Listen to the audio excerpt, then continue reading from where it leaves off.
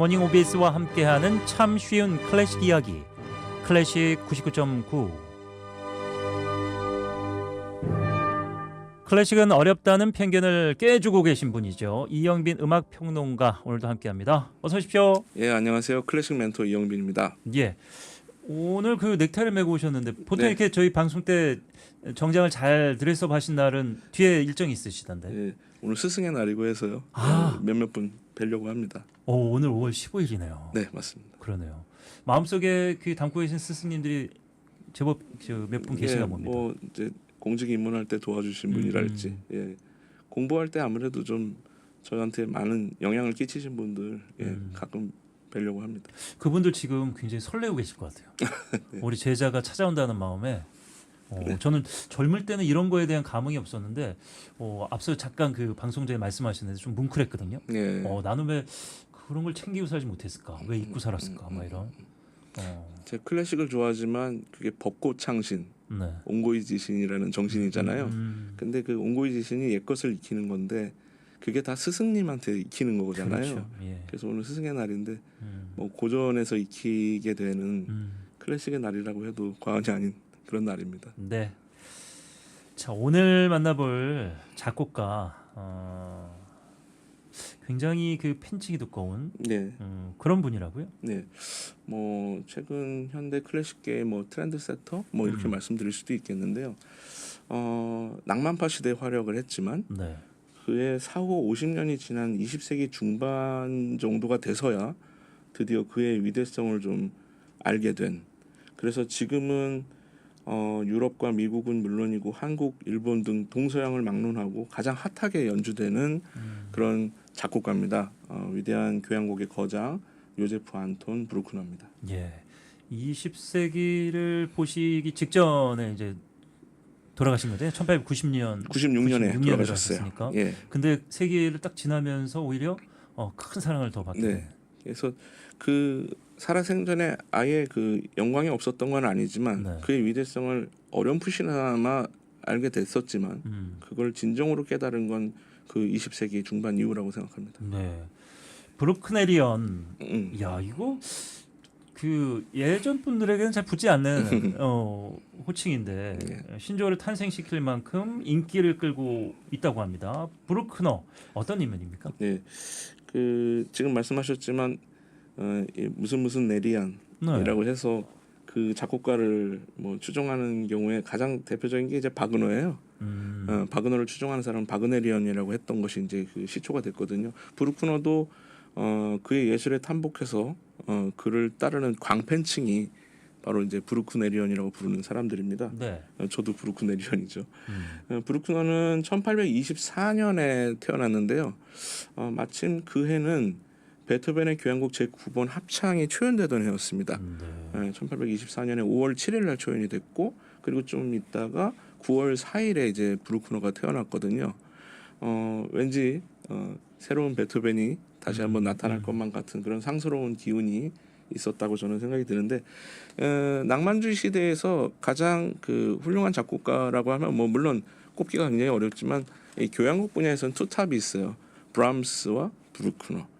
특히 브루크너는 굉장히 그 규모 자체가 크고 깊이 있는 내용의 그런 교향곡을 한 11편 정도 작곡을 했거든요. 그래서 19세기 최대의 교향곡 작곡가라는 그런 별칭이 붙어 있기도 하고요.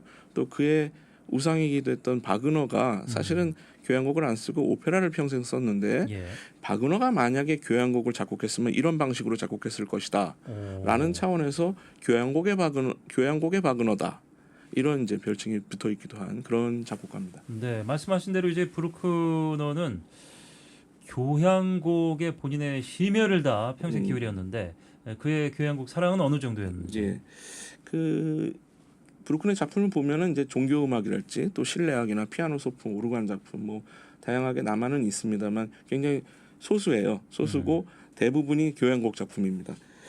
아무래도 그가 미는 이제 주력 핵심 장르가 교향곡이었던 건데 어떤 평론가가 말씀을 하시기를 그의 성악곡을 설령 들어본다 하더라도 그것을 기악으로만 연주했을 때 오히려 그 멜로디가 잘 들린다고 할 정도로 그의 어떤 예술적인 본령은 어떻게 보면 기하게 있었던 거죠. 그리고 그 중에서도 이제 교향곡에 있었던 건데, 근데 대기만성형이어가지고 교향곡을 쓴 나이가 첫 교향곡이 42살에 가서였었습니다. 그래서 한 곡 한 곡에 매달리는 또 시간도 굉장히 길었고요. 그래서 한국의 대부분 한 평균 한 2년 정도가 걸렸는데요. 네. 그 한 곡 한 곡 그 굉장히 숙고를 거쳐서 만들고 나면은 한 2, 3일밖에 안 쉬고 바로 또 새로운 교향곡에 또 착수를 하는 그런 루틴을 가지고 있는 교향곡 작곡가였다고 할 수 있습니다. 그 당시에 그 평균 수명을 감안하면 정말 늦게 본인의 어떤 그렇죠. 그 권류로 접어든 거죠. 72세까지 이제 사셨던 건데, 예. 그러니까 42세에 첫 교향곡이니까 교향곡. 30년 동안 이제 11편의 작곡을 했다라는 건 그만큼 이제 온 정성을 다 기울여서 마지막 이게 예. 마지막 이게 마지막이라는 마음으로 쓰시지 그렇게 않았을까 이런 생각을 쓸 저는 거- 감히 그렇게 생각이 듭니다. 예. 자, 브루크너의 교향곡이 뭐 낯선 분들도 분명 있을 텐데 오늘 들어볼 곡은 입문용으로 좀 좋다. 예. 네. 이 브루크너의 교향곡은 카톨릭 신자였던 브루크너의 그런 세계관을 담고 있기 때문에 네. 예, 단순히 어떤 음악 장르라고 하기보다는 신에게로 다가가기 위한 어떤 굉장히 준엄한 재래와 같은 그런 느낌의 음악이라고 볼 수 있습니다. 네. 그래서 굉장히 엄숙하고 종교적 귀의까지 느끼게 하는 그런 곡이거든요. 그런데 그 시대적 배경을 잠깐 살펴보면은 이 브루크너가 교향곡을 쓰기 시작하면서 그 오스트리아의 비엔나로 이주를 했어요.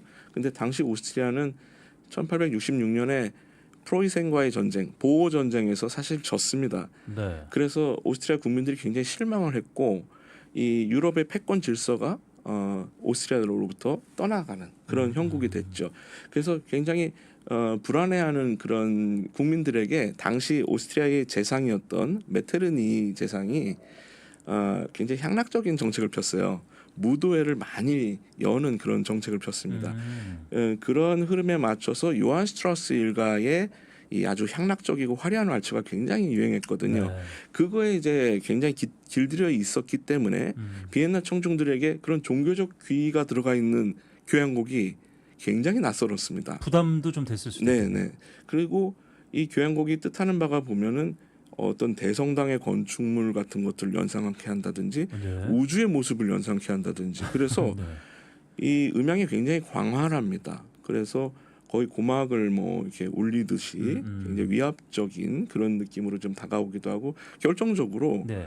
런닝 타임이 전체적으로 한 60분이 넘어요. 그래서 당시에 일반적인 청중들의 인내심을 좀 넘어가는 예. 초월하는 그런 측면이 있었습니다. 그런데 이제 그 와중에 이제 아까 말씀하신 친숙한 교향곡 하나가 있습니다. 네. 교향곡 11편 중에 이제 브루크너의 오아시스라고 좀 저는 말씀드리고 싶은데 교향곡 제4번 E 플랫 장조 로맨틱이죠. 이름부터가 로맨틱이라서 조금 이제 예, 편하고 친숙하게 예. 느껴지는데요. 이 C 단조나 D 단조, F 단조 같은 그런 마이너 조성을 굉장히 애용하던 브루크너가 처음으로 쓴 장조 교향곡입니다. E 플랫 장조로 썼고 그래서 굉장히 맑고 또 교향곡에 쓰이는 여러 악기 중에 현이나 관악이 있는데 그런 것들이 이제 굉장히 부드러운 느낌 예. 이런 느낌이 있어서 상당히 그의 교향곡 중에서는 친숙하게 다가설 수 있던 그런 곡으로 남아 있습니다. 어떻게 보면은 그렇게 어떻게 무게감 있고 당시에 그 광화라고 말씀하신 대로 종교적인 색채도 좀 있고 그랬는데 현대에 와서 이제 브루크너를 이렇게 가볍게 다루는 매체들에서는 요 곡 때문에 그런 것 같아요. 낭만적이다. 네, 예. 사실은 로맨틱이란 말은 낭만적이라고 해석하면 안 되고 로마적인이라고 해석해야 됩니다. 오. 예, 브루크너의 원뜻은 네. 예, 로마 시대를 희고하는 감정을 담아서 작곡을 한 것이기 때문이죠. 예. 근데 우리들은 그걸 쉽게 너무 해서 이제 로맨틱한 예, 그래서 낭만적이라고 하면은 조금 쉽게 와닿을 수는 있을지 모르지만 진의를 놓칠 수는 있다라는 거는 생각을 해주시면 좋겠습니다. 예.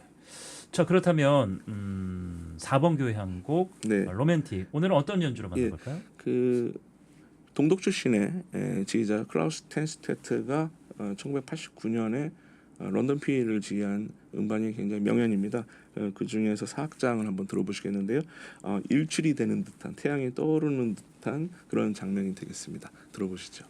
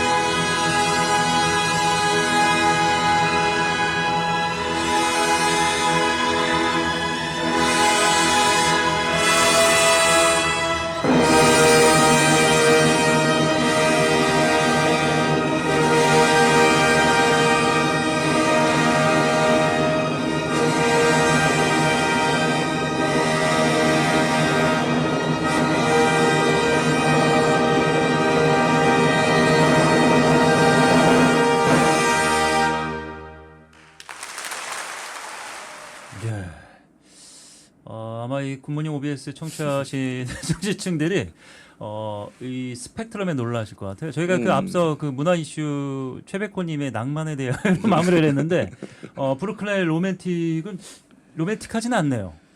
그래서 예. 거기에 함정이 있다는 거예요. 로맨틱을 낭만적이라는 말로 그렇게 직회를 해버리면 예. 언뜻 이 곡에서 그런 맛이 안 느껴지기 때문에 실망할 수가 있습니다. 그런데 네. 브루크너는 바로키스트, 그러니까 바로크주의자였거든요. 그리고 또 옛것의 어떤 탐닉을 했던 사람이기 때문에 네.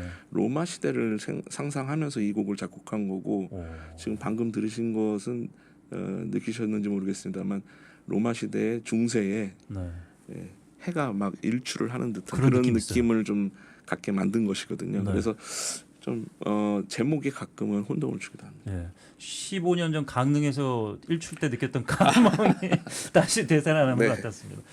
자, 뭐 이제 그 브루크너의 4번 교향곡을 선곡하실 때 참고하셔야 되겠습니다. 이 방송을 조금 그렇습니다. 여러분들이 상상하셨던 그 감정과는 좀 결이 다르다. 자, 브루크너에 열광하는 사람들 과연 어떤 부분에 있을까요? 예. 제가 아까 전에 잠깐 말씀드렸지만은 이 브루크너의 교향곡은 대자연과 또 우주 그리고 신앙과의 교감을 형성한 거다 이렇게 말씀드릴 수 있겠고요. 그리고 이제 기본 컨셉이 베토벤을 기본으로 해서 설계를 한 거예요. 그리고 그 위에 바흐가 쓰던 대입법이나 푸가 기법을 적용하고 슈베르트의 멜로디에 바그너의 화성을 결합한 것이다. 상당히 좀 복잡하죠. 네. 그런데 이제 내용면에서 살펴보면 이런 겁니다. 이제 브루크너가 자신이 항상 사유의 세계에서 이상향으로 생각했던 유토피아 또는 종교적으로 피안의 세계인 어떤 낙원, 천국 이런 것들을 희구하는 어떤 장엄한 판타지의 세계를 이제 그린 것이기 때문에 상당히 영적인 산물입니다. 정신적인 산물. 예, 그래서 그렇게 우리가 이제 듣기 호락호락하지가 않죠. 그래서 여느 작곡가가 그 멜로디에 좀 치중하는 어떤 작품을 썼다 치면은 브루크너는 그런 아름다운 멜로디에만 치중하지 않았어요. 그래서 음의 어떤 건축 구조적인 측면에 매달렸었거든요. 그래서 음의 에너지를 하나하나 쌓아간다. 이렇게 좀 그렇게 생각하시면 되는데요. 그래서 크레센도로 점점 음이 지금 말씀하신 대로 진폭이 그렇네요. 커지면서 맨 예. 마지막에 절정의 순간에 한꺼번에 뽑아내는 그런 음의 폭포수로 인해서 카타르시스를 얻게 되는 그런 방식을 취했기 때문에 조금은 일반적인 음악과는 다르다라는 측면을 좀 많이 생각하실 필요가 있고 또 오늘 로맨틱 교향곡을 들었지만은 이게 계속해서 제가 말씀을 드리지만 이게 성당 건축물이나 이런 거대한 인간이 만들어낸 피조물을 많이 연상케 합니다. 예, 그래서 성 베드로 대성당이랄지 웅장한. 피렌체의 두오모랄지 네. 이런 건축물들에서 느껴지는 압도적인 그런 공간감 이런 걸 통해서 이제 인간의 내면을 흔들고 그 영혼을 정화하는 데까지 어떤 목적을 둔 그런 것이 바로 브루크너의 교향곡이라고 할 수 있습니다. 예.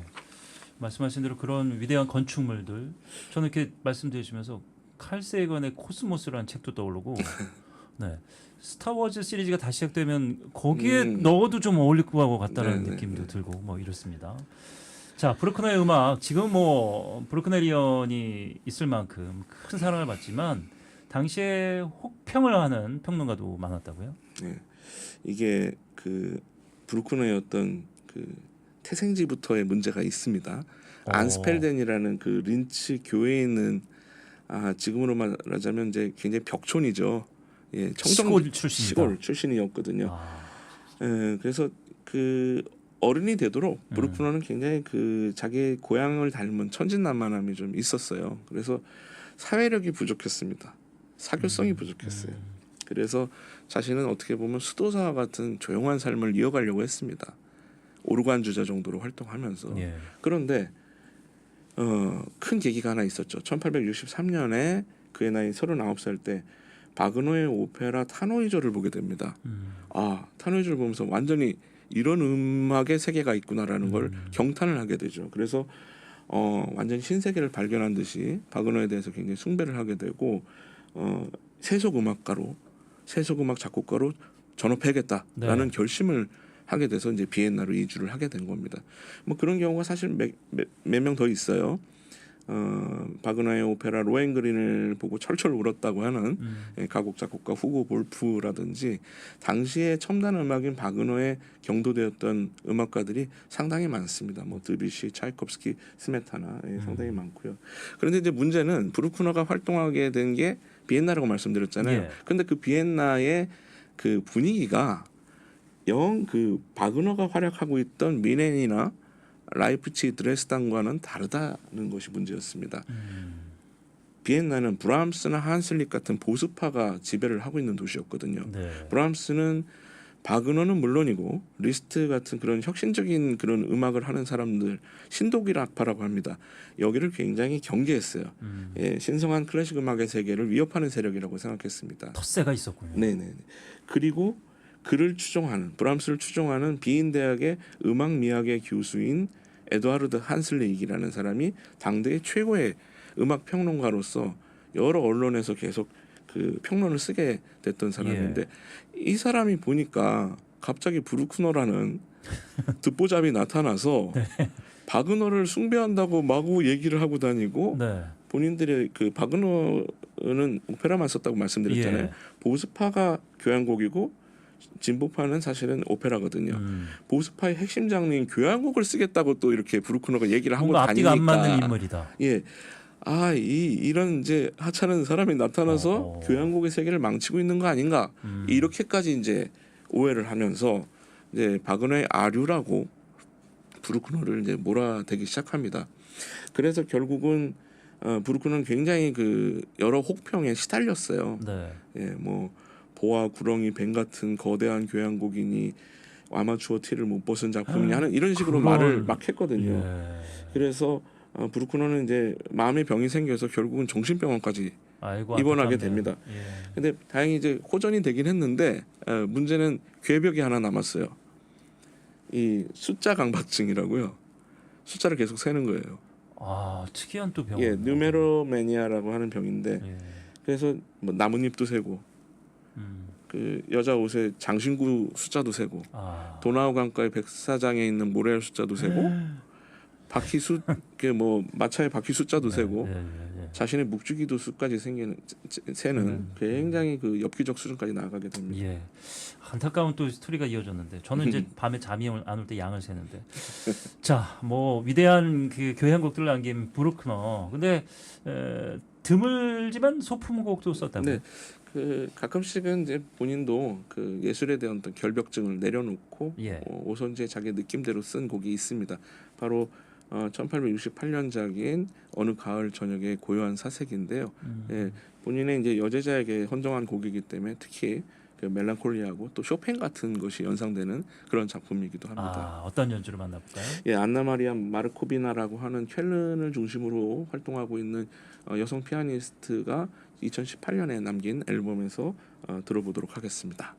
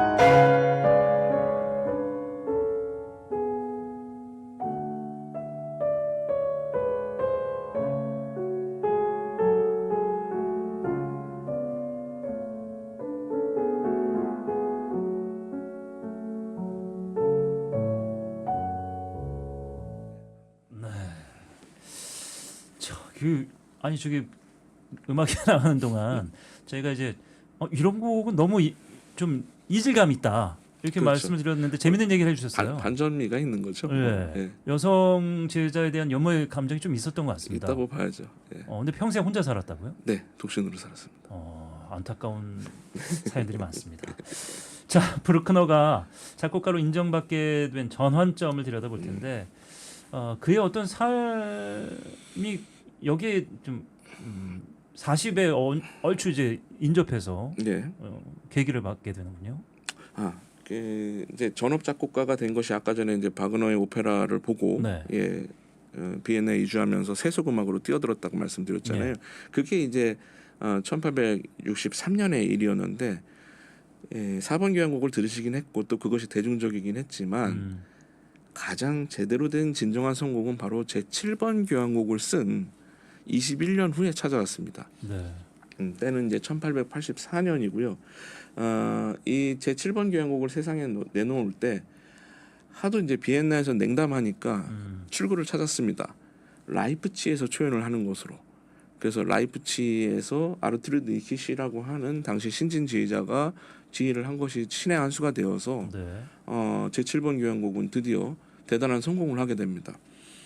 그간의 울분을 씻어낼 만큼 정말 확실한 승리의 신호탄이 되는데 그 이후에 1885년 미넨, 1886년 비엔나에서도 재연을 하면서 대성공을 하게 되고 이 교향곡이 얼마나 성공을 했냐면 4개 악장이잖아요. 교향곡의 악장이 끝날 때마다 스테이지에 불려 나가서 브루크너가 월계수를 받는 그런 정도의 성공을 하게 되고 당시 요한 슈트라우스 2세라고 왈츠의 황제죠. 이 사람이 전보를 쳤습니다. 전 이 작품에 압도당했습니다. 제 생애 최고의 경험이었습니다.라고까지 본인하고 친근하지 않았던 작곡가들도 다 경의를 표하게 됩니다. 네. 이 7번 교향곡의 마법 같은 힘이 무엇이었는지 좀 이렇게 분석을 해보면 굉장히 좀 다른 교향곡들과는 달리 미묘하게 그 상당히 압축적이고 또 생동감 넘치는 그런 선율미가 조금 있다고 볼 수 있고요. 또 21년간 키워낸 그 작법으로 인해서 굉장히 세련된 관현악법을 드디어 운용하고 또 중후해질 수 있었다라는 것이 굉장히 중요한 이유가 되겠습니다. 예. 자, 끝곡으로 그러면 브루크너의 7번 교향곡 어떤 연주를 통해 만나볼까요? 예, 헤르베르트 폰 카라얀 지휘를 많이 말씀드리지만은 브루크너의 대가이기도 했었습니다. 그의 마지막 레코딩 1989년 4월 23일에 빈필과의 레코딩으로 한번 들어보도록 하겠습니다. 사악장 피날레입니다. 네, 이영빈 클래식 평론가는 여기서 인사드리고 2주 뒤에 뵙겠습니다. 고맙습니다. 감사합니다.